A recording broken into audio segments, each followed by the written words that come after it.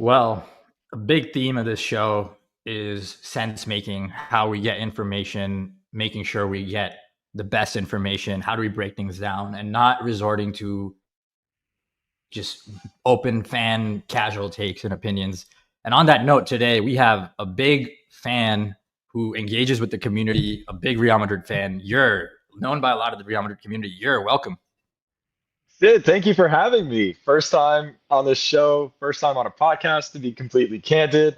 So, for those listening live, I appreciate you dealing with my errors and uh, just bear with me this first time around. But yeah, I'm happy to be here. I've been, I don't want to say a prominent member of the Madrid football community on Twitter Spaces, uh, also known as X these days.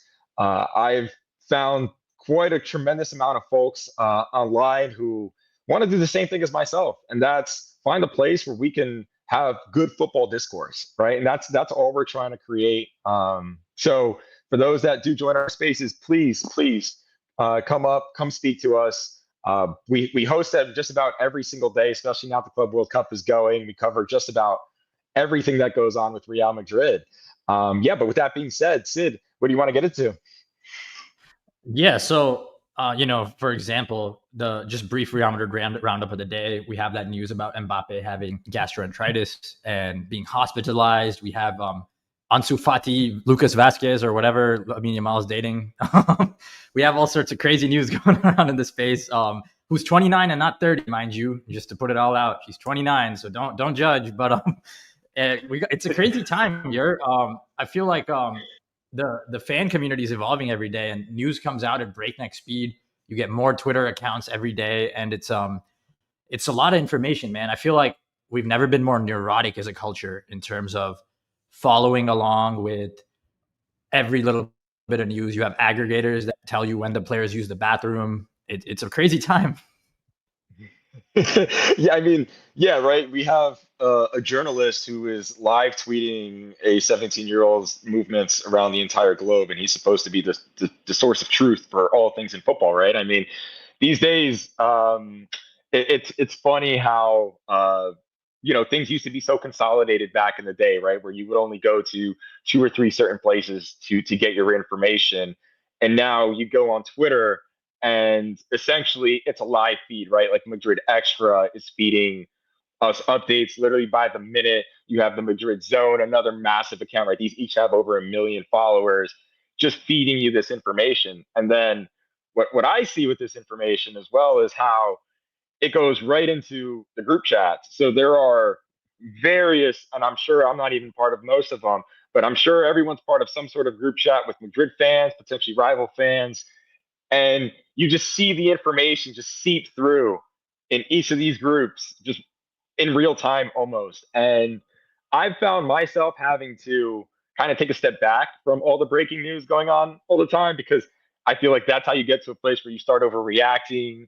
You start saying things you might regret later on in that nature. And in fact, myself, I've even fallen back from like going on like a halftime Twitter space and trying to give my thoughts on a game, because I'm like, it's too emotionally charged in the moment. Like sometimes you just got to take a step back to then give a thorough analysis either about a topic, subject, or situation. And with X, you have all this information coming at you from all different places. I just found out actually one of my friends on Twitter, he's actually a pretty big account, and he created a secondary account that I'm sure you've seen some, some tweets from, just to sit here and essentially feed you false information about stuff. You mean a It's Real like Madrid Centel? Is that Real I Madrid was Centel? I was just about to go there. So yeah, essentially we have a Real Madrid Centel amongst us, and if you know, you know. I'm not going to name them some names, but it's on you as the fan to take all this information coming at you live and understanding what you can actually deduct from it, who's credible, and how much of it is honestly just purely nonsense for engagement, because that's what makes it most of it. Let's be clear here, right? A lot of engagement, farmers out there, a lot of folks who could care less about an actual subject, and as long as their views and click count goes up and they monetize, it's a win for them. Totally. And it's really funny. for those of you who don't know, NBA Centel is an account that puts out disinformation, so to speak. Like they put out fake quotes that are obviously fake, and if you're tuned into the culture, you know it's fake and it's funny. If you're not tuned into the culture, it might look like something that doesn't work, like, or it might look like something that's misleading. You might call it disinformation. You might block it. You might consider it dangerous. I know a lot of journalists consider it dangerous. Listen, I got sent held by this Real Madrid account when it said Javi Alonso said we must suffer, and I was just like, damn, he's just like Zidane, because I've been looking for ways to parallels, and I tweeted it like, look guys, I told y'all, and then someone's like, dude, you got sent held. I'm like, oh my god, thank you, bro. Thank you for telling me. No, um it happened to me too. I honestly, and then I actually had somebody finally admit, like, oh yeah, by the way, I run that account, and I'm like, wait, what do you mean you run the account? He's like, yeah, I'm the one making those tweets, and I've seen the follower account. By the way, I think the concerning part is like, at first it starts with like, hey, only a few followers, but then eventually you're like, this person has 10,000 followers, and then their tweets are getting shared in all your group chats, and you're like, okay, now it's a problem, right? Because like, it was. well, I was Go just ahead. gonna say, all for like their $30 Elon payout. Like it's not even like a lot of money out there. It's just like, it's just so funny to see. Like it's, they don't get paid much. I know, I've spoken to some of these aggregators, and like if it's a month where like the algorithm is not gonna feed you, if it's just a month where payouts are going down, you're screwed. Your source of income is gone, and you have like entire teams of 10, 12 people going around the clock. They think this is going to be their careers. I'm sorry, y'all. Y'all got played. Y'all But got sentinel. yeah, y'all got paid by Elon Sentel you by telling you to go for ad revenue on Twitter. But it is super disappointing. And on that note, like, so how has people getting information evolved? Like, I guess when I started 2015, I came to football Twitter to find. I know we were going to go in a different order. Let's start with this. I came because of people like Omar Vind. I found his written articles. I noticed, oh my god, this guy tweets every day on Twitter. It's like crack. I don't have to just read I don't have to wait for the releases. I just get a live stream access to his mind. And there was a point when Twitter's algorithm was amazing. If you don't know, was an amazing analyst on managing Madrid. And honestly, I feel like the space has not recovered from both like the commodification of Twitter. In that time, people who like honestly wanted to like work for teams like who wrote, got replaced by people who just are good at branding, and they're not actually smart anymore. And it's really a huge shift. And I feel like 7, 8, 9 years ago, even 5 years ago, when you could share links on Twitter, it was a very educational space. You could learn things, you'd read tactics writers. It's a completely reactionary space now. And I feel bad because if I was a fan and I opened this Twitter 10 years ago, I'd be so much dumber than what I am now. And what are your thoughts? Are people just going more towards reactionary watch alongs and like spaces where you're shouting at each other? Is that where things are trending? No, it's a great question, right? And to take a step back, I myself started following football discourse as well, right around like the 2012, 2013, 2014 era, and I'm a disciple of the managing Madrid peak era is what I like to call it back then. Arvold, Jose Perez, Jose Alvarez. These folks I used to tune in and look for information from them, right? Like that's how I used to analyze, learn how to approach the game. Uh, Used to look at different facets of the game because of things that they were writing. I didn't even know Madrid had a feminine team until Ohm decided to go cover it on his own. And these types of risks that I think those guys were willing to take as people who value the art of what they do, and that's deliver credible information or deliver their thoughts in a way that you can dissect, you can either agree, you can disagree. Now we skip right to how do I just get engagement? And that's to your point. I think you hit the nail on the head. Like football fans, I'm gonna call them Messi fans, right? The ones who like were born in 2007 and have only seen the last 10 years of football, maybe 13 years of football. Call it what you want. Uh, they have a very different approach to this conversation and topic as opposed to call it the older generation in a sense. Now, am I saying either or are correct, the right way to do it? That's up to you to decide. But for those of us who still care about credible information, right? Like we actually ask further questions. We want to learn about subjects and dive deep into them. Right now, we do have an issue, right? The way things are being fed to us, it's almost like chat GPT for information is what X is, right? Like you don't really have to even think about it. It's just there for the taking. And because there's so much of the information, to me, that's become such a problem. And we can get into Twitter Spaces. Do you want me to introduce myself first, or we'll get into Twitter Spaces and the impact it's having first? You Which mentioned, direction you want to take well, this? you mentioned you go into spaces a lot, and that's how a lot of fans engage at the start of the show. What are you getting there, like versus listening to like the real deal? What's different?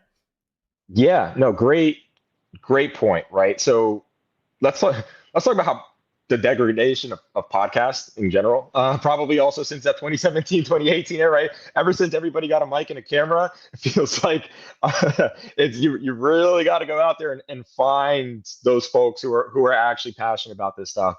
Real deal. I got to give you guys credit. I said this before we went on camera, right? Like I've listened to just about every single episode.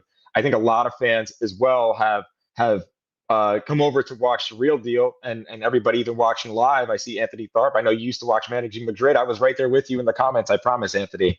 We're looking for the breakdowns, right? We really like when Lecante is sitting here bringing up a Budimir idea, taking a risk. That's a risk, right? Him bringing up Budimir to Madrid as a striker in the beginning of May. No one else is talking about that. That's what I appreciate about the real deal, right?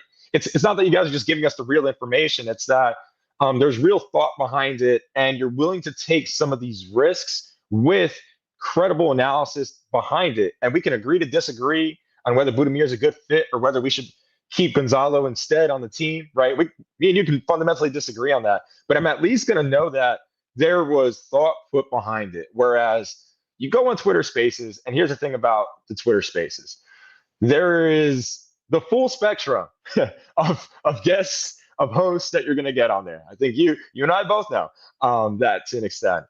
But the good part about Twitter Spaces is the ability to be able to engage with so many different fan bases simultaneously. I can't think of anywhere else out there that you can join. Right, I'm checking Twitter Spaces right now. There's a Barca space going. There's a Man City space going. There's a Liverpool space going. There's an Arsenal space going.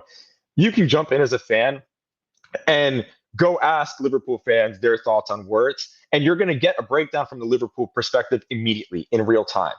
Um, the issue, though, is that just like everything else, too much of something is you got to put a limit on it, because what may start as an exploratory conversation down a good path can quickly become what we call in football spaces banter. And then you have the people who just want to be right. And this is another big issue. Some folks just want to be right. And this is how you get agendas.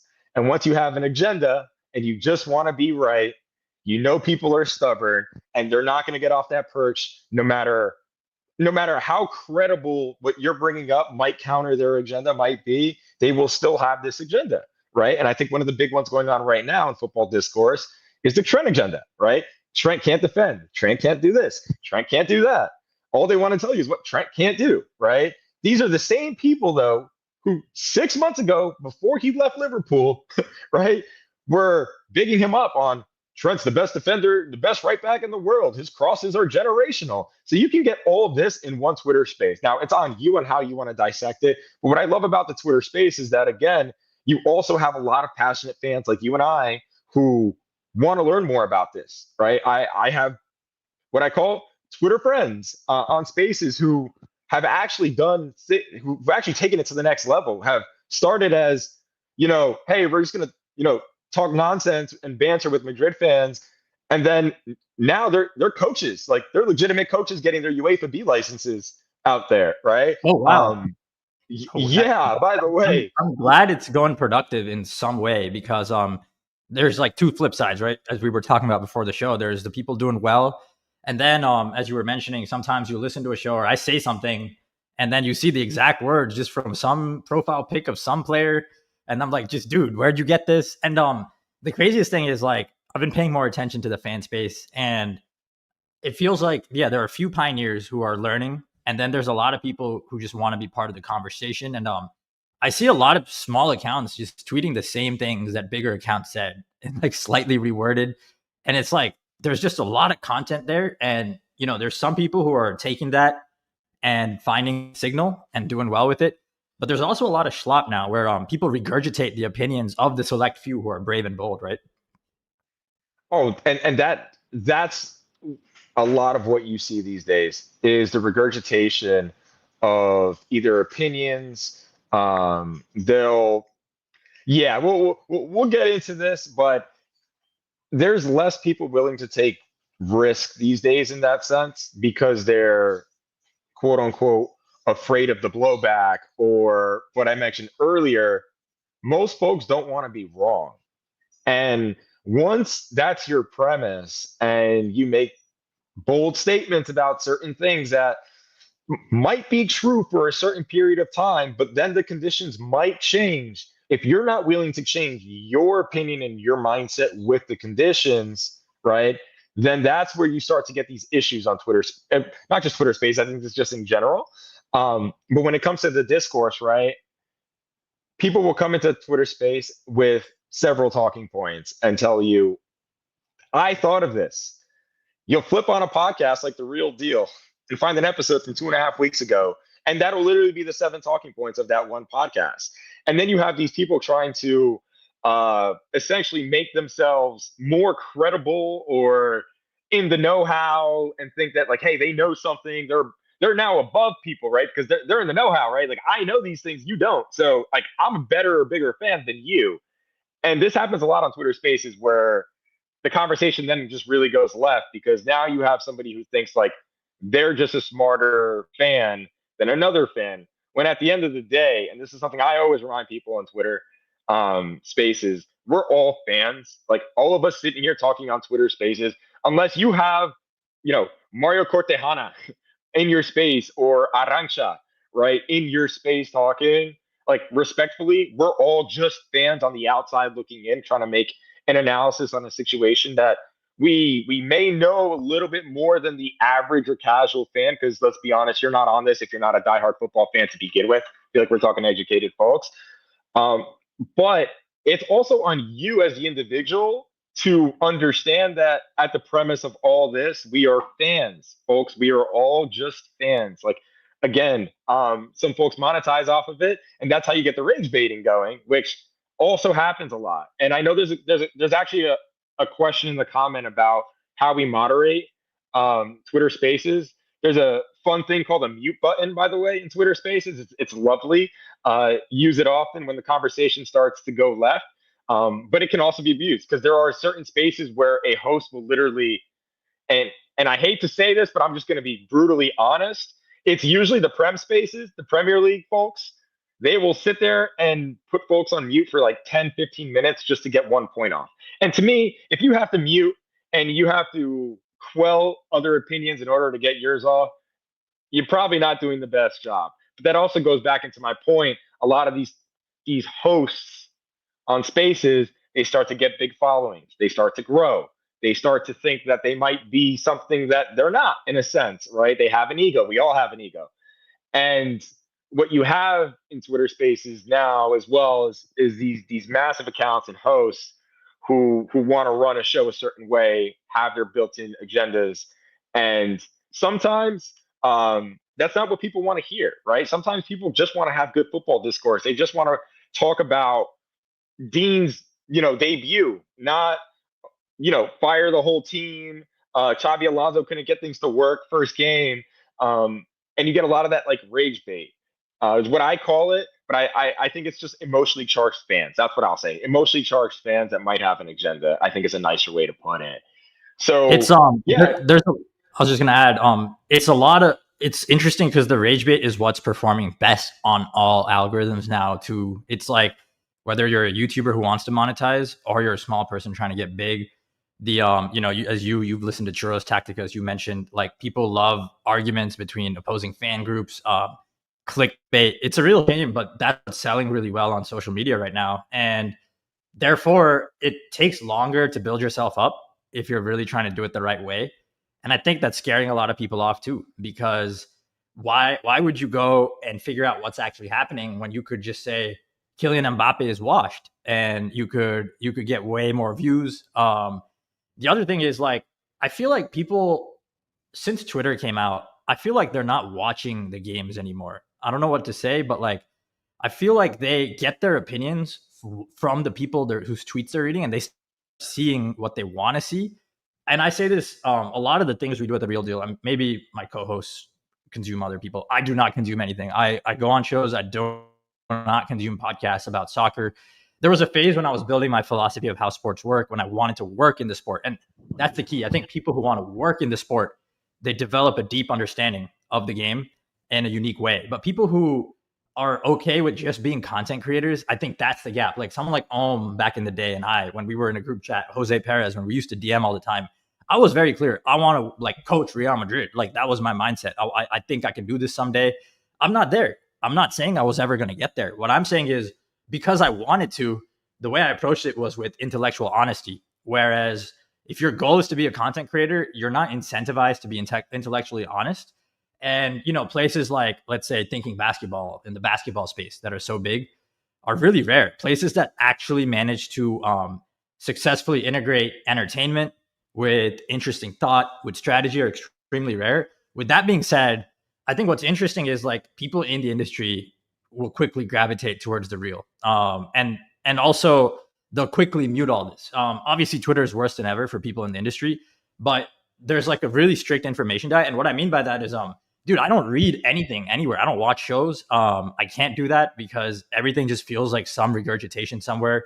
I mostly just look at the film and the tape, and then some of the reports. That's it. Like, the reports are still coming from somewhere legitimate. They're not second hashed opinions. Also, I feel like, on that note, there's a lot of frustration now, and it's always been this way. And again, why ever since passed, it's been tough. There's a lot of Premier League fans who try to cover Real Madrid, right? You know, yes, and what you also have is you have these fans who migrated during our three-peat because their Arsenal wasn't good or their Chelsea wasn't good.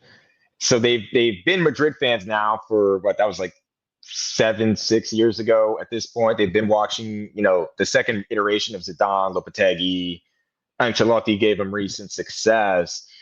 And it's like almost immediately you can tell when these fans are in your space, and they want to make the conversation very much like the discourse that happens over in England. And they want to talk about Madrid the way the British talk about Chelsea and Arsenal, right? You also have, yes, the Brits there trying to cover Madrid, but you also have the ones who like migrated to be Madrid fans and want to change the entire conversation to be like the way they talk about it over there. And that's where my pushback comes in. I'm like, no, we're not doing that at all. Like, I'm sorry, but that we're just not going in that direction. This is different. And you get the rage baiters, who grew up on AFTV essentially, right? Where just like Knicks TV and basketball, right? like you just have a certain approach to it that, personally, I don't like that approach. I don't like the overreact, call everybody terrible, right? Like I don't like approaching subjects that way. I think that's just like such a flawed logic to think about your sports team or improvement. And it also, like, and I'll my last point on it is, it makes it almost impossible to have a conversation with someone because, again, they just want to be right. They want to be right that things are bad. They want to be right that that player wouldn't work out. They want to be right that that coach couldn't figure it out. And a lot of people were like that for Carlo. I saw a lot of that with Carlo. It was like, I told you Carlo was going to be terrible from the beginning. It's like, well, he won his 2 Champions Leagues. What do you want to in 4 years? I mean, say he didn't have any tactics, say what you want, but at the end of the day, he gave you what you wanted. That's trophies, right? That's what we care about. That's why, at the end of the day, we root for Madrid as well, above, improvement and players. Cups are why we like Madrid, and we don't root for Arsenal, right? Like, not everyone, but in general, right? And my main point there is this conversation, especially on the English side, because I also, one thing I haven't spoken on is I listen in on Spanish spaces, by the way. So like Spanish Madridistas in Spain They host spaces every day too. So is it I way tend to better? jump in. I'm just curious. Is it way better because everyone is like English needs something, and honestly, Jose Perez used to always say Spanish has the best Real Madrid analysis, and like pausa, that term came from there. One of the best articles I ever read about Zidane or Modric was in Spanish. I think forget who wrote it, but is it just far superior? You'd say more nuanced. It is, and you know what's funny enough is like some of these they'll have. The other day they had like Joseph Pedro in the space. By the way, like the main host for Chiringuito, the guy with the blonde hair, go back to Barca fan. They had him in there. So and they also, I believe, they had Mario Cortejana in there.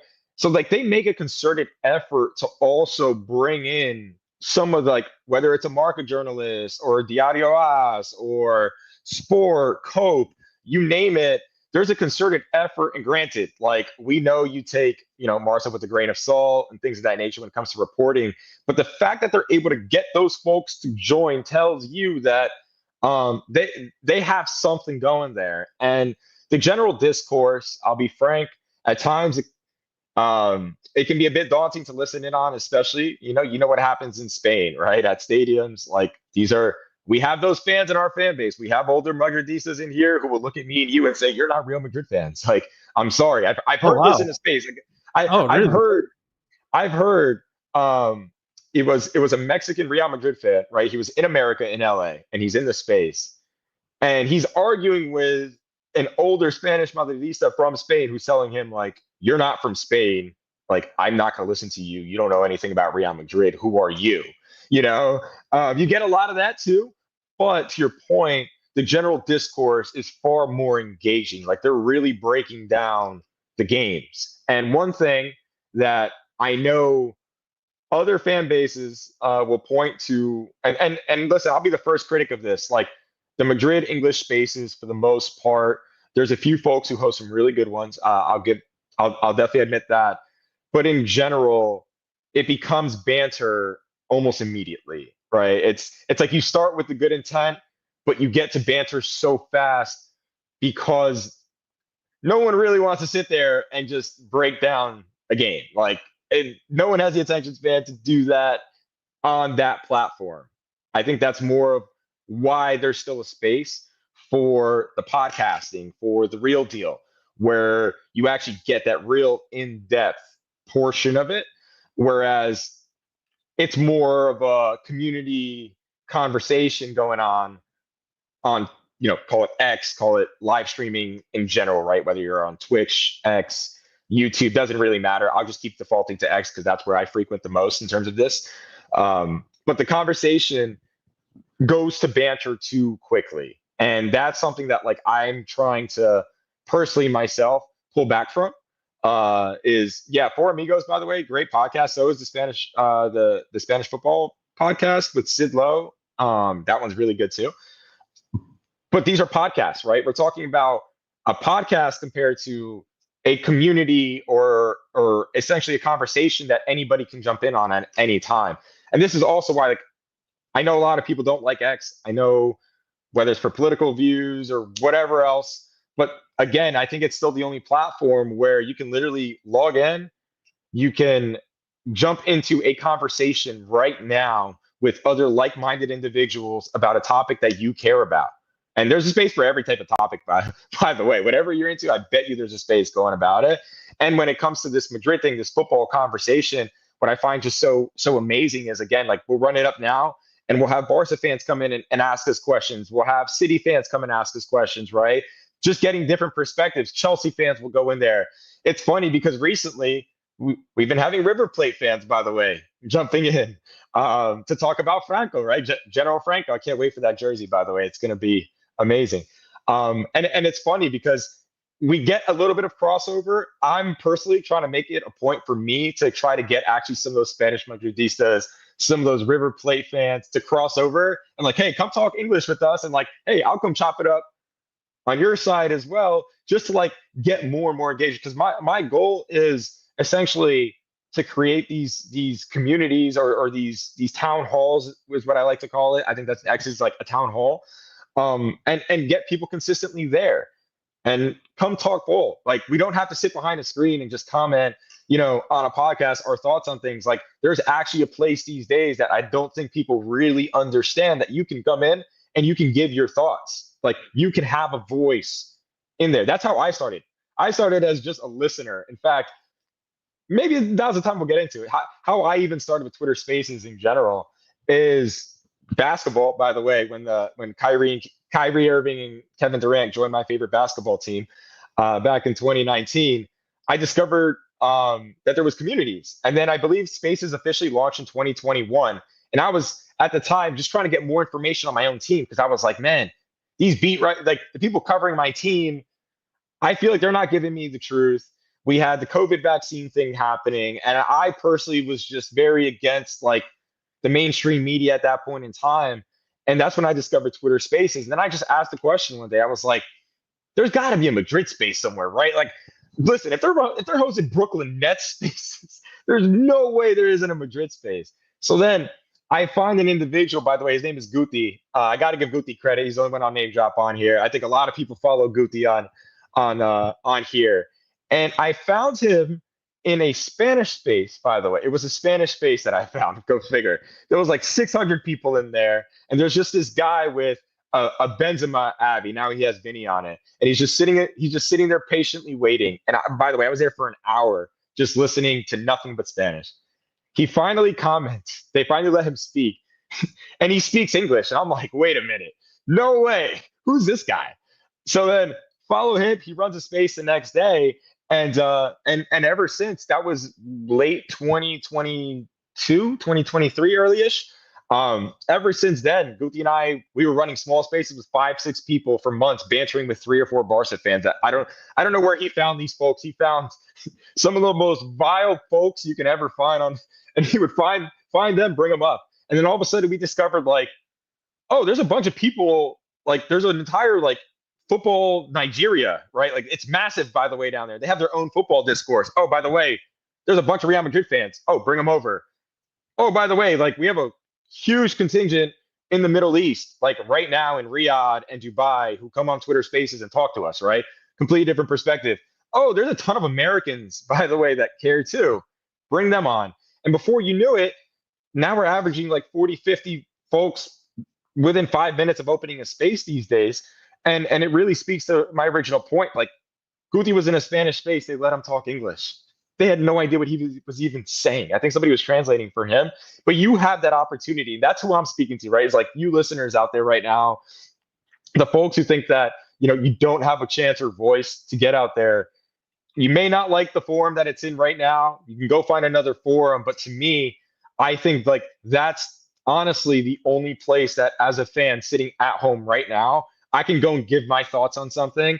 Folks will listen to it and engage with me. I don't think there's anywhere else that exists that you can do that right now. So I'll end my spiel and my my Elon Musk prop there. It starts and ends with spaces, and that's about it. But again, like I invite all of you, come join us on these Twitter spaces. Come talk to us. Come give your thoughts. I'll make you a co-host of my space. I don't mind it. You can have the power. Then you can mute whoever you don't agree with. It's fine.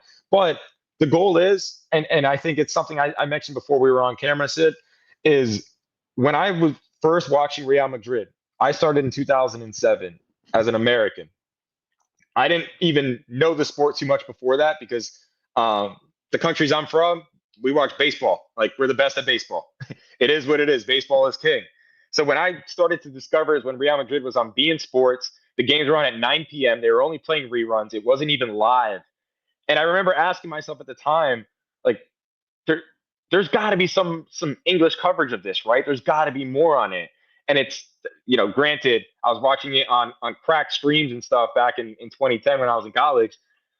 But that's what I want to continue to do is continue to foster more and more English content that we can consume, more spaces for us who speak English to engage in, because there's a lot of us out there who are just passionate fans, right? At the end of the day, we're all just passionate fans.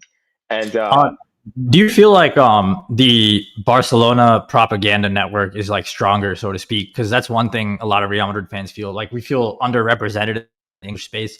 We win, and you get a lot of the engagement farmers who will like engage with us when we win.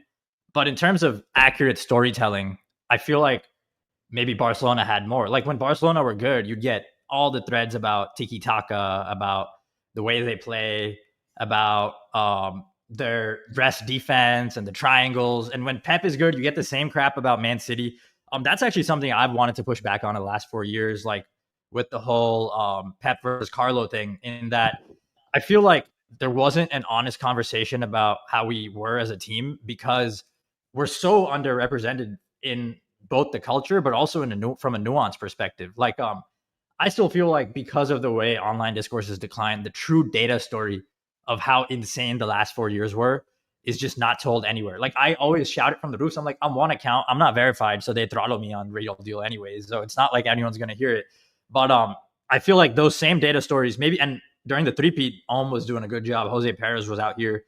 They were doing a good job during the three-peat and Zidane's beginning of Zidane's second spell. Under Carlo, like, so many things were lost. And I feel like, there were points when you couldn't criticize Carlo because people were so result oriented.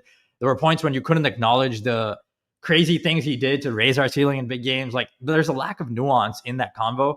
And I think what it comes back to is like, I hate to bring it up, but something like expected goals. I feel like that's like advanced stats are a very basic aspect of like deeper fan literacy, like more intelligent fans, like really good data and tactical storytelling enhances your understanding not only of the game, but of life, of the world. It's like of winning, of systems, of organizations and people and how they work together. That is what really scares me now, because I feel like I learned so much about championships, winning DNA, what it takes and what it doesn't take, and what's overrated, what's underrated, where luck matters, where it doesn't. And all those things I learned a lot over the years. But I feel like from a Real Madrid perspective, that's not pushed that much. It's pushed like from a Premier League fan, he's like, maybe we don't need to focus so much on tiki taka because Real Madrid beat Man City. But like, okay, you're realizing that now. Where is the nuanced conversation happening in the moment? I feel like great example is everyone wrote us off against Man City. Those times we beat them. I just want to say I wrote us off once, the time we lost 4-0, because I'm like, this team's not there I remember physically. that podcast, by the way. I remember that podcast. When I said you're speak it pretty into doing good. existence, the speak it into existence one, Yeah. I I remember those remember days. that. You were pretty high on Pep back then and pretty low on us, but hey, we got through. Oh well, no, I was. Which one are you talking about? I was high on us the two times we got through. I was just cautioning people, especially the second time, like, hey, we're probably not beating them at the Etihad. Like, we probably are scraping by, but we can do it. But regardless, my point is, like, there's been a loss of that nuance in the discourse, and I think the big thing is historically we're really seeing that, like, in the way people don't understand how our last 3-4 years team was different to maybe our super dominant 2010s teams. Basic understanding of like what a team good like looks like is lost, because I feel like a lot of the fans now are people who just watched the last two Champions Leagues and they don't know what happened during the Ronaldo years. You're getting a lot of those, and as a result, there's like a total lack of like intelligent marketing about Real Madrid. I feel like the nuanced tactical marketing that you get with Barcelona, and I feel like Barcelona is overrepresented there. Like the Yamal stuff, dude. Like, he's good. I mean, you can argue he's better than Vinny, but again, per 90, he did not outproduce Vinny from last year. So I get Vinny played less, so you can say the whole season per 90 when he was on the pitch, he's not even better in certain key metrics. And that's where, again, you have intelligent fans like my boy, like you got intelligent fans who will come and argue with me and be like, hey, but passing is more valuable. Where's the guys on our side, like talking about off-ball movement, like Omo used to? And I think off-ball movement is a big part of like how we succeed with some of our forwards. I feel like that's underrepresented because all the like ball to feet playmakers went to Barcelona, and now that's the best archetype. And you see the consequences just play out in the culture where people don't know how to like they don't even know what they're watching anymore, and it pisses me off, man. No, you hit the nail on the head, and it is incredibly frustrating to have to get online and essentially have to defend your fandom as a Madrid fan because there's so much bias that's been built into, and we hear it every single day. Madrid fans are glory hunters. Madrid fans can't even speak Spanish. I know Anthony Tharp asked a good question here. Do you get any pushback on Spaces for being an English speaker analyzing Madrid? Yes. Just speaking English and being a Real Madrid fan is a problem to a certain island called England, okay? And the folks that root for those teams have an issue with English speaking folks who root for Real Madrid. They especially have an issue with British people who root for Real Madrid. Well, so they hate When, Jude out there, huh? And Trent now. That's part of the hate. oh yeah, the campaign is it's live and a well. But also, and you brought it up, we did a three-peat, and it seems like it didn't even happen, right? I'm still being reminded of a treble back in 2015, right when Lamine was 3 years old and his dad was dating minors. Was that too soon? But but that's my point. Is like it's like they don't even give us the credit where it's due. We won two doubles in the past 4 years. And I have to sit here and listen to, but you didn't win a Copa del Rey, so like we're not going to give you the full credit because you didn't do the treble. And then it goes into, well, what was our play style during the three-peat? Does anyone care? No. Why? Because nobody brought it up. All they pointed to was you won the trophy. That's it. Move on. Write it off. We don't no need to discuss anything further. Deep dive. Fully analyze how you got there. How Carlo. Everybody thought Carlo didn't have any tactics. We know he would literally try several formations throughout a game. We know he was trying several things throughout last year to try to get this team to work.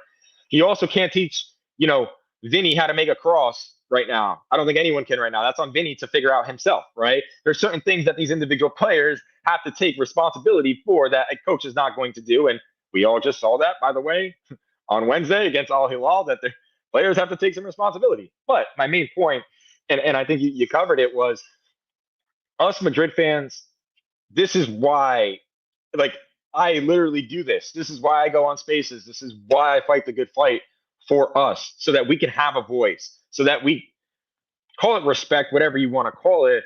I feel like this team gets too much disrespect. And It it's gets weird because we overlooked. win. And it's just weird because we win, right? Like it's weird because a team that wins so much is disrespected so much, and it's just a warped discourse, 100%. I haven't seen too much like this. Maybe like when the Lakers won with LeBron, I feel like that year everyone was like unnecessarily hating. Dude, we were the one seed the whole season that year. Like that's one example. But in general, I think these big legacy brands, when they win in ways that piss off like three or four other big teams, and I mean, in our case, like I said, we're like you said, we're that the whole Spanish thing where I guess English fans can't let English fans be fans of Real Madrid. You have some Spanish fans in the fan base who can't let who don't consider us fans. With that being said, if you are one of the Real Madrid Spanish fans who thinks I'm not a real fan, I promise you one day we will coach teams and go head to head, and I will cook you. Like I swear, I'm there. I'm ready to go head to head. I want to be there, but yeah, I mean, hey, all this, I think it's awesome that you have that passion. I think all of us want to just see a story told the right way. That's the passion. And hey, if I ask you, what did Pep's Barcelona do? You can like name it off the top of your head. What did Zidane's Real Madrid innovate?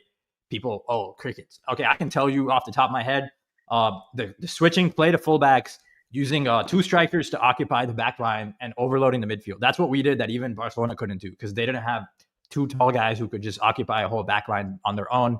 Our game was heavily centered around switching play between fullbacks. Barcelona switched, but that wasn't their whole game. They were a little more centrally oriented. I'm just saying this now for an example to show you, like, that's already in my head, but I already know that's not in the discourse at all. It's not known. Who Zidane is as a coach is not known. I remember I wrote for StatsBomb years ago, and they let me when I was just a kid. And you know why? It's because nobody knows. Like, nobody talks about it the right way. And so it's like, hey, at least this kid put a story together. Let's put it up because it's still a data-driven storytelling. And I do think data is important here because I feel like a lot of people just get hooked on their eye test. And yeah, dude, when you react every other game and say, oh, he sucks now, like your eye test is useless, bro. You would get fired day one if you tried being a scout for a team. Like you are useless. You have no assessments. And I feel like there's a lack of humility, honestly, with a lot of fans. It's like, dude, just have fun. They know what they're doing. Like engage, but be humble. And I think when we win, like the lack of humility in how we achieve those wins sometimes turns off other fans. But the fact that we win so much has distorted everything. We win so much. We're Spanish. It's the weirdest culture. And I don't know how many exports from Europe have had this much, like just IPs, ideas. This is like a big international export from Europe. And I feel You can like argue it's the biggest. You can argue it's the biggest, to be fair. I And think that's it's the but biggest, other than maybe ASML. Like, yeah. But ASML Or Love produces their stuff Island. here Or too. Love We Island. play in Spain. I don't ASML know still like has to outsource their stuff. the way Love Island is going. We might have a run for our money. I don't know. They're following that thing like sports teams these days. You see the watch along parties they have for it. I'm like, dude, is that that's a sports bar and a game? Like what? Oh What's my going god, I on? did not know that. I did not. I guess yeah. So Oh, Love oh yeah, Island, Sid, by the ASML. way, you want to go down a dark rabbit hole, go look up the I don't watch Love Island. I don't know anything about it, by the way. All I know is that it is becoming like sports in a sense. People are rooting for individuals, all of that, just like a sports team. It's the same concept. Breaking it down, yeah. Anyways, we don't need to go down the Love Island tangent, but yeah, I mean, it's also expected though, right? When you're this great, when you've won essentially double what your nearest competitor in the biggest competition has won, right? What other sport besides, I mean, maybe baseball, where like the Yankees have won so much more than the second best. So that's why everyone hates the Yankees. That's why I think Madrid is like by the way, I hate the Yankees too. Madrid is the Yankees of this sport, right? And that's why we're universally hated by literally everyone. I'll say everyone. I mean, Barca fans will come in here and say, "Oh yeah, you just run to your 15 Champions Leagues." I saw that comment. I know it's one of the trolls on Twitter who came in here and saw that link. It's okay. Show your face next time. It's fun, bud. But my point being is they'll be the first ones to come in here and say, "How many trebles do you have?" Right? And if you break down the fact that we've won 5 out of 6 possible trophies 3 times, right? In 2017, we did it. We did it in 2022, and we did it in 2024. We won 5 out of 6 possible competitions. Is that better than just winning a treble or not? Crickets.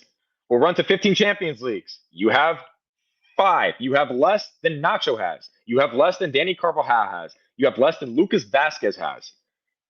And you want to talk to us? I mean, I get it. And if you want another fun stat, by the way, I'm sure you've done this before. If you actually look at the number of trophies won and you break down the trophies, you will find that the number one trophy that our rival has won is the Copa del Rey. The second most they have won, I believe it is called the Copa Catalunya, something that you can't even participate in. So they have like 29 of these, 28 of those. You add the total, it looks like you have just as much as Madrid. When you go into Madrid's trophies, yes, we have a bunch of trophies from back in the 50s and 60s that no one participates in anymore. I'll agree with you. Let's remove all of that. Let's just remove all of that since we always want to count, these quote unquote big trophies. The numbers get pretty scary when you look at the European Cups compared to what's going on the other side. And I don't mind bringing it up because you can go look at it yourself. You can go AI it. Everybody has that now. And my point is when you have this much greatness, like you're gonna have the pushback, right? The blowback, and it's expected. I've come to terms with it as a Madrid fan. I've had to come to terms with going to the Montjuic and seeing Jude's first Clásico, and literally having security forcibly remove my jersey from my body and having to buy a Rolling Stones T-shirt with a big tongue on it just to get into the stadium, right? Wait, really? You couldn't get into the Clasico with the Real Yeah, Madrid so jersey?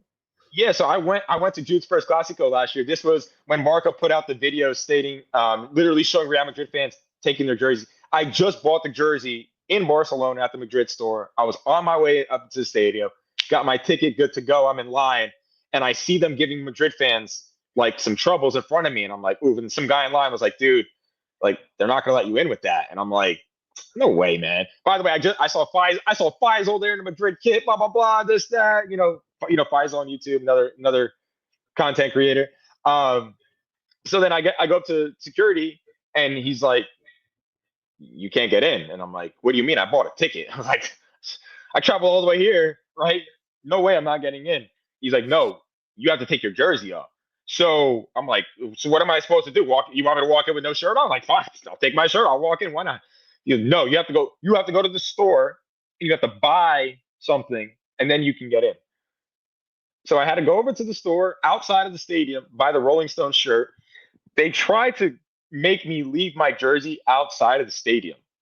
That's where I drew my line in the sand, and I was like, absolutely not. Like I just bought a $220, kit, brand new, right out of the store. I'm not just throwing this outside the stadium and hoping it's going to be there when I come back. Like, that's absurd. So I tucked it under. I had my Rolling Stone shirt. I'll send you the picture of me with the Rolling Stone shirt on later in the DMs just so you can see. And I had to go in with it. But a lot of Madrid fans, like, I'm not going to lie, there was a lot of jerseys on the side just there that you could tell they just made him throw it off. And it was honestly the first time that I realized that, and I want to say this respectfully, right? I want to be careful with the next set of words I say, but they care more about hating Madrid in Catalonia than when you go to Madrid and watch a Clásico against Barcelona. Because I've also been to Madrid for a Clásico. That's actually the first Clásico I went to, and at the time, my wife, she was a Barca fan. I converted her over, but I bought her an Iniesta kit. It was in 2017, the Spanish Super Cup final. So we went to Barca for the first leg, the infamous one, the Ronaldo 5-game suspension. By the way, I was there for that in Catalonia, and then we went to Madrid. I bought her an Iniesta kit. And I still have it. My favorite Madrid kit is my Isco jersey. I have a 2017 Isco jersey, of course. Real ones know 2017 Isco I would die for that version of him in our team. But we walk in, she has the Iniesta jersey. I have my kit on. We take our seats. We're right behind the goal, lower bowl. I mean, some fans were kind of like, side eyeing, but they let her in. No problems. You know what I'm saying? Like, Madrid fans were whatever. It's a classic. It's a final. Literally, it's a final, right? We could win a cup, and you would think they would ban it. The way they care in Barcelona about it is far more. Like, far more people are saying stuff to you. Far more people are trying to get under your skin there. You're saying it's more. Are they more of a cult there? Is Barcelona a more successful propaganda cult than Real Madrid right now? Is that what it is? Because it's not just Barcelona. It's not just Barcelona. It's like Barcelona, and then it's Cruyff and Ajax, and then it's Guardiola and Man City, and then Guardiola spawned Arteta. So it's like this big culture of like, there's a way to play football, and you guys, like, Benzema got lucky, Ulrich and Karius did that bullshit to win you in 2018. We don't count your trophies.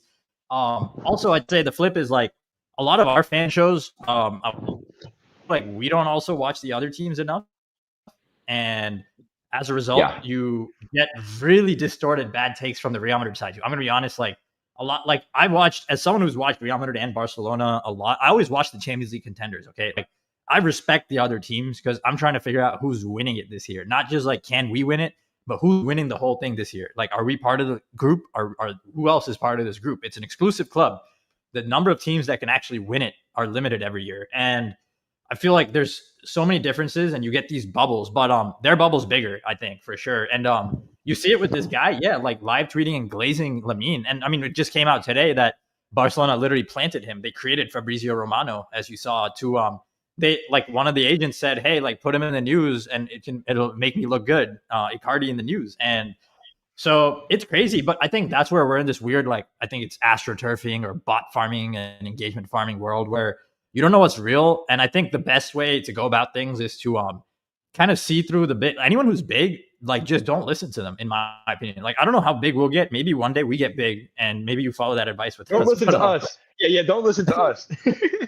But the point is, like, you cross a certain barrier, and, like, at that point, I just start wondering, how do you get there? Like, how many ads did you pay for? What bots did you farm? Which club backed you? It's really hard to take the largest content creation seriously, and also a lot of it comes from this propaganda network and the nuanced conversations. I'd love to, like, I've had like Ali from StatsBomb. I really appreciate him. I'm not in as many group chats. I was in a group chat I told you with Ohm and Jose. I frankly cannot stand the majority of discourse, and not only that, it kills your originality. You were saying LeConte came on with the Budimir. I believe I've had some occasional risks and takes. Like, if you want to take risky takes, have a thought process, put it out in public and get it right, you need to be original. And as soon as you're getting it off someone and trying to hide your sources, it just kills the vibe. It kills the authenticity of it. And I feel like someone I appreciated on that note is Ali of StatsBomb. Like I said, I'm gonna go back and forth with him sometime. He is an Arsenal and Barcelona fan, more leaning, but he's data driven. So it's like, okay, these are fun convos because you can, like, make a case for our three-peat without sounding like an idiot. You can say our three-peat team was weaker than the three-peat indicates, but you don't sound like an idiot. You're going at it with data. And I really want to bring some of that history, just having people be on Is it is anymore. is that my side that's lagging? No, I'm lagging. I'm lagging. Okay, I yeah, I apologize. see. I've actually jumped in there. Cool. Sorry, guys. Bear with me. First time doing this, so I'm learning No, the no worries, most. no worries. But I'll just finish here. I was just saying, I feel like honest conversations about the differences between teams and different eras are being lost. Like football history is dying in front of us because you have new fans who don't go back, and it's like a small percentage of fans who find things like the real deal and actually go bother to educate themselves or try to or have the intent to in the first place. Majority are coming in. They're picking up this schlop where Jude Bellingham and Pedri are better than the old era. Like I love Bellingham, but I'm saying like the idea that like the current gen is the best ever, disrespecting old eras, disrespecting Modric or disrespecting Ozil and Ronaldo, disrespecting Messi with the Yamal comps right now. In my opinion, I know he's young and there's a reason for it, but all that going on is leading to the death of like football understanding in general. I feel like there's less. If you want to work in the game, it's there. But also, on that note, Anthony, I feel like people don't read anymore. Like, we're figuring out how to put out writing. Nobody reads anything. Like everything is video, and part of it I get. If you can express it articulately on video, you're more personable. It's a different energy exchange than writing.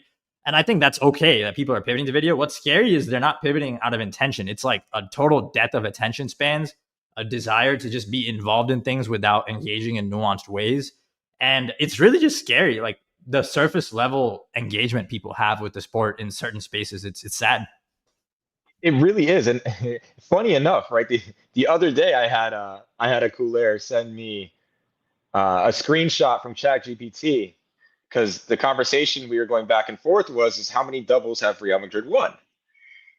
I mentioned Real Madrid have won 6 doubles in our history. We've won 6. I mean, I know Barca fans will sit here and tell you no. So he asks, I guess he asked Grok, my bad, not Chat. It was either Grok or Chat. He asked. Grok told him that we won 5. So he sends me the screenshot. The screenshot shows that we've won La Liga and the Champions League the same time, the same season, in 56, 57, 57, 58, 59, 60, and then it said 2016, 17. I go, so who won the Champions League in 2022? And he goes, Real Madrid. So who won La Liga in 2022? Real Madrid. He goes, who won the Champions League in 2024? Real Madrid. Who won La Liga? So can you do the basic math on that for me? And it goes back to your point. These are smart. This is a smart guy, by the way. Like this is a smart person. But the fact that our attention spans and we're just defaulting to whether it be AI or video content, like goes back to my original point, and that's it's on you on how you receive all of this information, but you have to process it. Don't let the processing happen outside. It's on you to process it to then form your own opinion and takes. And that's something, for myself, when I go on Twitter Spaces or wherever, when I speak, even on this camera, I speak for myself in a sense of my opinions that I truly do believe in back. Now, I will get into banter with folks, of course, right? Who doesn't, right? We're all sports fans. Of course, we're going to banter. However, you have to go out there. You have to read. That's a great point. Go and read.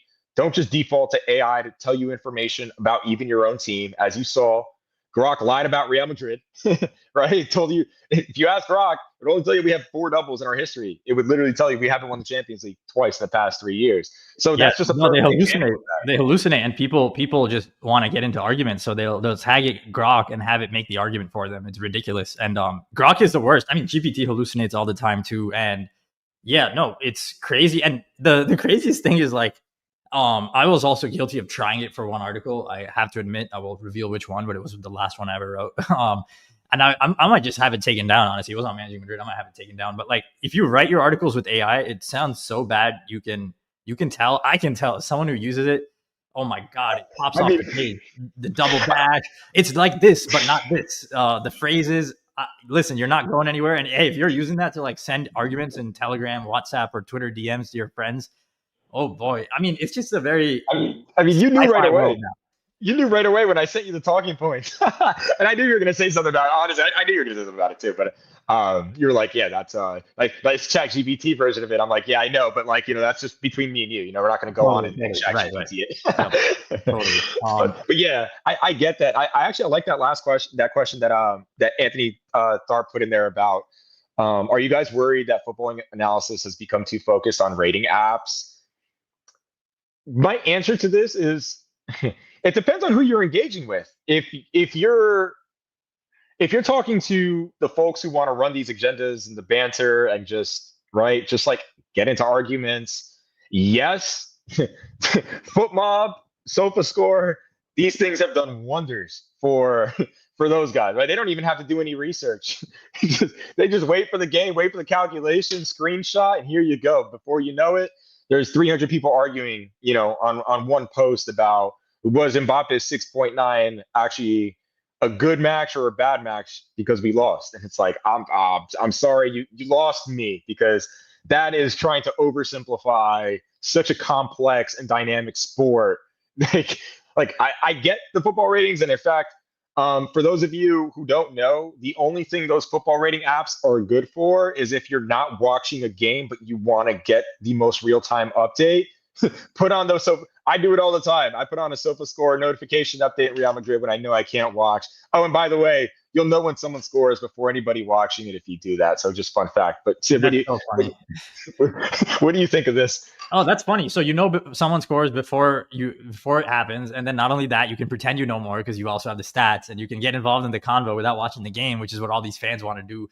The number of takes I see from people who don't watch the games now has skyrocketed. I'm honestly worried regarding that question, mostly that like people don't understand. Well, I'm just worried for the next generation of like young me. Like they're coming in, they're like, why would I engage online? What do I do?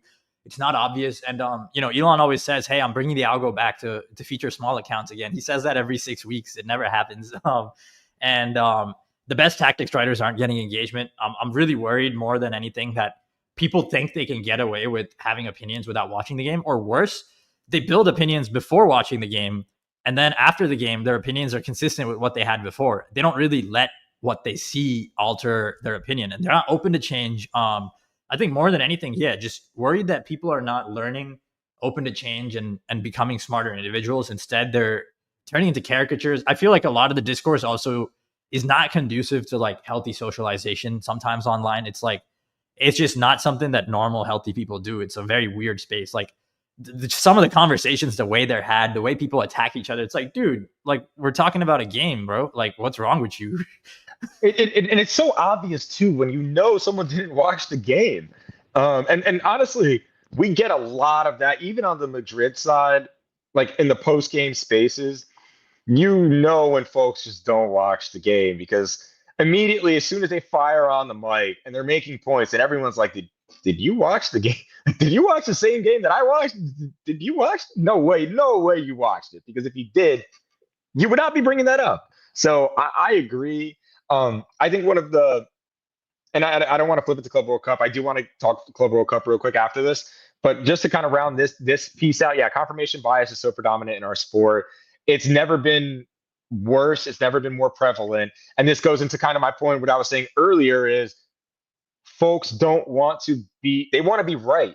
They'd rather be right, than literally lose an argument. And that's also one of the issues, though, with these platforms, right? Everybody has a platform now, right? Everybody's an influencer of some sort. So to your point, Sid, it's like you now have like this personal brand that you've built up. You have to protect that image. You want to be known as right and credible. And rather than just admit when you're wrong about something or admit that you didn't watch a game, you would rather stand on that ledge and and you're going to argue to death about the fact that you're right. And exactly. And that leads to the confirmation bias happening across all sports. Let's just be honest. It isn't just football, right? I think this is a larger issue with society, but Madrid fans are also guilty of it. I'm not saying that, this is just, one fan base, but definitely a lot of Madridistas who are out there, they fall into this bucket. I think also we got to be a bit honest. There's a lot of casuals in our fan base, There's a lot of them. A lot of new And ones who only saw the last two Champions Leagues or the last one, literally didn't even see 22. Every time you win one, you're getting an influx of like casuals every time you win one, and it's been kind of funny to see the last couple of years.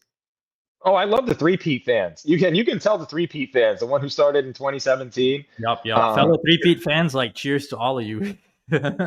Hey, well, welcome aboard. Just educate yourselves. That's all I'm saying. Just educate yourselves. That's it's not and that hard. and also don't forget 14. 14 was before the three-peat. Educate yourself on this whole era, yo. Oh, And yeah, hey, please. I just want to say we really want to. I'm really trying to hand off some of the week to week duties on this show because I want to just go back and teach them. I really feel like I want to do this year. I want to go like I could go month by month from 2013 or 12 to 2020. I don't know how they want to month to month might be too much, but we will be doing a historical podcast series. In fact, we eventually want to branch into making 20-30% of our shows just consistent retro shows because I think the future is teaching people about the past because as the game evolves, like with Alonso, so much of what I'm seeing is like history repeating itself from what we've seen at Madrid before, but some new elements because the game is not the same as before. And again, it's like watching evolutionary biology at place, like winning teams evolve. It's fun. It's fascinating. It's not something that's supposed to feel so stupid or drunk like the way it does online. And yeah, just want to point that out. We want to do historical series on players, how great they were relative to era, like breaking down myths versus reality about Marcelo, his defense, just things like that. Because it's just all people regurgitating. And I know how this goes because when I started following, I wasn't from the Zidane era. So I had to learn about Zidane. But hey, back then I was still trying to educate myself. Now someone will just go find someone else's analysis about Zidane and shout it from the rooftops if they want to talk about it. But The um, Zidane discourse. Oh man, brother. Yeah, yeah, that's an entire podcast in itself. Yeah, yeah. Well, we'll get into that one. I was um, just arguing with a Madrid fan the other day, trying to tell me that Zidane's legacy at Madrid is greater than Luka Modric's, and I was like, yeah, brother. right. The honesty and right. So the whole like breaking myths about reputations, about how many goals. Yeah, no, that Michael Cox does a great job breaking that down, in my opinion. And yeah, that's where I sometimes feel like I'm willing to be a fan when we win. I'm also willing to sit down with the like angry Barcelona fan who hates how the casuals are hyping us up. I'm willing to have that convo when we got lucky, when it was DNA, when they're missing something in their paradigm of how to win. Totally. Listen, I do want to wrap soon on the Club World Okay. Cup. Let's go there because you wanted to talk about it. I feel like this is almost everything we were seeing playing out has played out on social media the last week. Like the Al Hilal reactions, Trent, people hating on Fede, bro. Like whatever, he missed one penalty. Should Modric have taken it? Yes. Like why does every person in the fan base have to tweet about it, yo? Like do you guys get? They tweet like they're getting paid for it. Honestly, they tweet like it's their career, dude. But it's not insightful. You're not getting paid for it, and everybody and their mom wants to talk about Trent, about Vinny, Rodrigo. You can't say anything about Vinny or Rodrigo. You can't draw conclusions. You if you draw too many conclusions, you also sound crazy. It's just everything going on, and I think it's a result of the excitement around this new team, but also everything we've talked about with people just not understanding the game. I hate it, and honestly, I don't really read tweets online. Like I repost things on the Real Deal. I'm gonna be honest. I'm just hope I fingers crossed. Hope the algo shows me. Sometimes the algo shows me things I don't want to see, and I just like linger on it. I'm like, damn, this is brain rot. But really, I personally don't think that like using just personally. I know you use spaces. I actually think the solution is don't read anyone or anything. Just engage yourself. Don't follow anyone. Don't. I follow people again and I engage. I retweet things, but like it's people who are consistently showing me good faith and they're coming back on the algo in good faith. Guys like Ashraf, the tactics Real Madrid writer for Between the Posts, his stuff doesn't get engagement. I'm gonna repost the crap out of it because he's trying to do real things. But most of y'all, like, come on, like you shouldn't be reading. You shouldn't even be sharing your thoughts there if it's like such slop. And yeah, I hated the Club World Cup discourse. It's honestly ridiculous the overreaction to the game one. It really is, and good point. Starting with like the timeline. So personally, me, I don't tweet during games, or who does? I use I use my timeline to rattle other fan bases on purpose.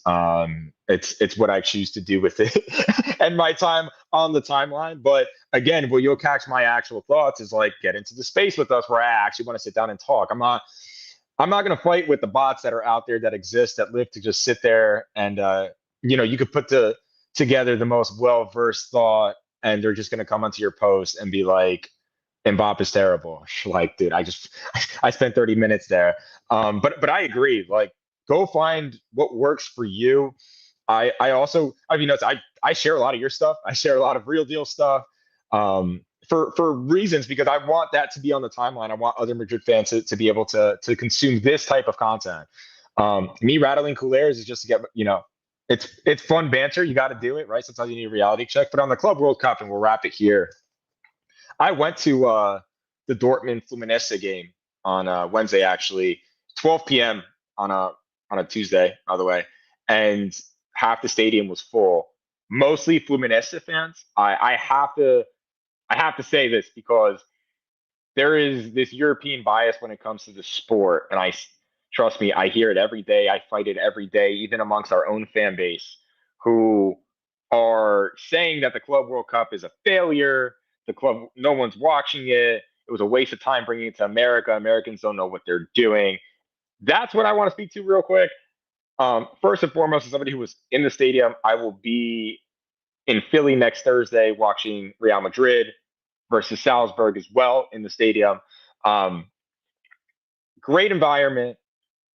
My issue with the Club World Cup is only that I think they picked the wrong stadiums for a lot of these group stage games. If they literally would have just picked MLS stadiums for some of these group stage games, you're talking about a completely full stadium, because they're still averaging 20, 30,000 people. If you think about that, problem is they're trying to play Jerry's World, right? And the Rose Bowl, which they actually did pretty good numbers with PSG Atletico. But what I'll say about the Fluminense Dortmund game is that the environment was great. The Fluminense fans, I learned some of their chants. Esse, esse. Right? I was even doing the chants, and I was sitting on the Dortmund side, by the way, with the yellow wall, which was like non-existent, by the way, non-existent. Like I don't know. It was a lot of terrorists, but regardless, I have to say, like, the representation from the Brazilian clubs, the Argentinian clubs, I saw like Moroccan fans showed up, Egyptian fans showed up.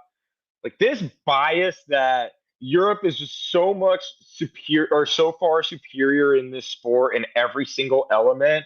Like, I'm here to break that mold. I'm here to end this entire hegemony that Europeans have on this sport, because they think they own it and they're Also, God's just gonna gift. say that the South Americans feel the same way. They're sick of it. They're like, stop act like the whole relationism thing comes from South America. They're like, stop acting like pet ball is the only way to play. Like, we've been doing different shit here we've been cooking your tactical teams with Ronaldinho and Vinny like for decades, y'all. Like, look around. Stop acting like there's one way to play. But yeah, no, I agree. There is a Eurocentrism to the sport.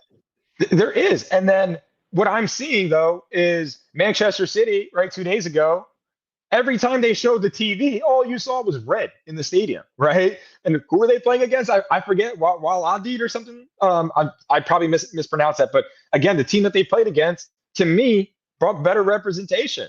I'm watching Fluminense pack out a stadium in America. Dortmund isn't doing that.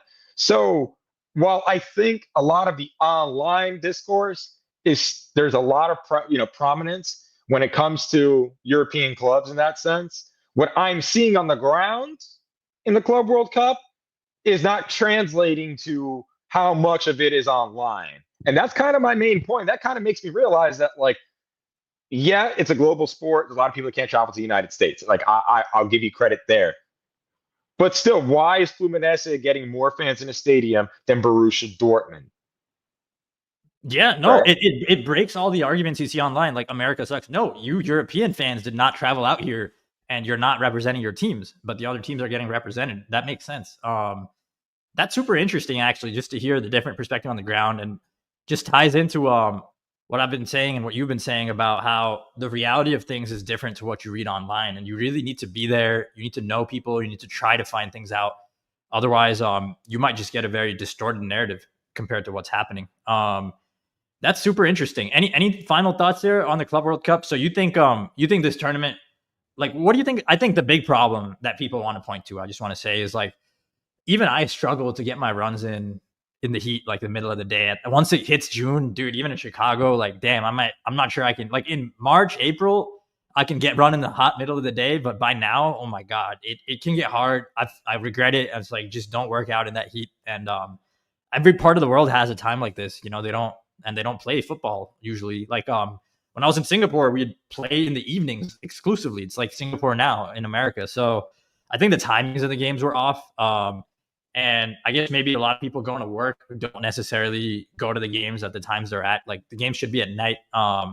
But I think those were more of the criticisms. But that's super interesting to hear. And also, like, we're packing the stadiums, right? Like, Well, that's the thing. It's like people don't realize that, Madrid getting 64,000 people at 3 p.m. in Miami in June to sit in the sun and melt. People really don't, again, and it's all the people watching on TV who aren't getting the best experience. I'll agree with that. Like FIFA's got a lot of things to work on when it comes to the TV viewing experience in the Club World Cup. I think they could probably, again, I think the venues, they went wrong on the venues as well. All things that I think will be improved for the next Club World Cup, which I know will be a massive success. That's kind of my main point, is like the Club World Cup's going nowhere. This is a massive success by every measure. I also think the Club World Cup speaks to, and by the way, I'm going for my run right after this too. Midday, it's like 90 degrees. I got to go for get my 5 miles in after this. But people want to see Real Madrid versus Salzburg. People don't want to see Real Madrid versus Osasuna. Like I hate to break it to people, but like this is where the future of the sport is heading. I'm not saying it's going to happen overnight, but the prominence of a Club World Cup only justifies the Super League even more, right? For those folks saying like only 3,000 people showed up to watch this random game, well, guess what Florentino's doing? He said this is why we need a Super League and we need AC Milan versus Barca every Saturday, and we need Real Madrid versus Arsenal every Sunday, right? I We want that. don't I need. want that. I want that personally. I want to see the best teams play each other all the time, and I would love to see a more international global league as well. And it comes back to UEFA, and like they're just trying to protect. They're trying to protect all the legacy brands that have a lot invested into keeping the Champions League alive. They're probably families whose entire lives have depended on holding some role within UEFA, whose salaries will be at risk if the whole organization breaks. I'm pretty sure UEFA is heavily bloated and just not great. I'm not saying the Club World Cup or Florentino Super League concepts are perfect, but this is totally an advert in some ways. Like Botafogo cooking PSG yesterday. Like, let's go. Like, we want to see different teams, and I think that's the future of sports too. Like international games across time zones. You see the NFL trying to play a game in the UK every year. They're just moving towards more internationalization. I agree, and that means less of Europe. Any final thoughts here? I feel like that's a good note to wrap up on. Like the Club World Cup is not as bad as it looks. It's just too hot. And any other thoughts here? I think that was a really fun conversation. I feel like people are going to get a lot out of this.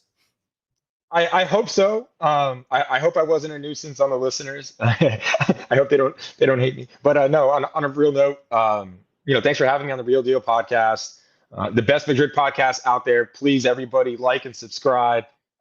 I'll do it for you and be shameless. But I'll end it here. I look forward to having you join me on a space in the near future, because we have very smart and intelligent Madridistas that I frequent with. We can host more of a closed type of space in a sense where it's like limited speakers and whatnot. But I think we can have a really good roundabout conversation. When you have some free time here, let me know.